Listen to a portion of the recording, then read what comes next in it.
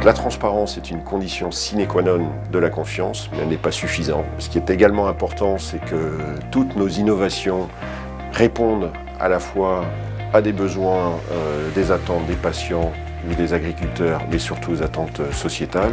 Et le troisième point le plus important, c'est que nos comportements soient conformes à nos actes et à nos engagements en termes de valeurs.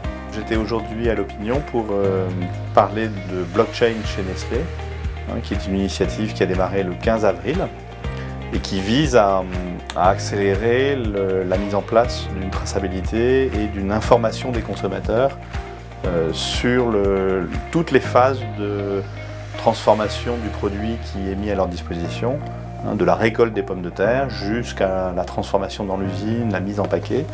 Donc c'est assez simple d'utilisation. Vous avez un code que vous balayez en fait avec un téléphone portable et vous avez automatiquement accès à un certain nombre d'informations qui sont répertoriées et qui sont spécifiques au paquet que vous venez d'acheter.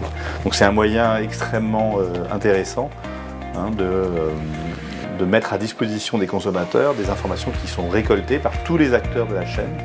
Et le blockchain permet de garantir qu'il y a un non-contrôle d'un des acteurs.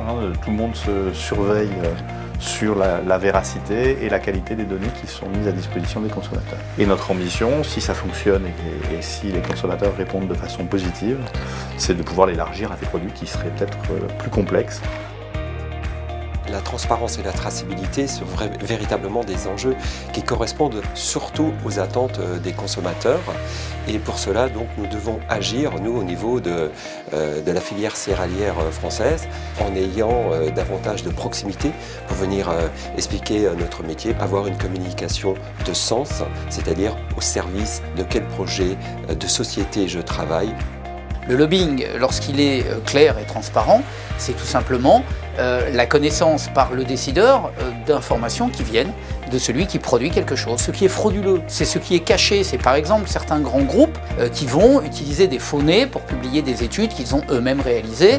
Nous, on devrait avoir ensuite des experts indépendants qui ont la capacité de lire l'étude et de pouvoir l'évaluer. Et on peut prendre des décisions éclairées.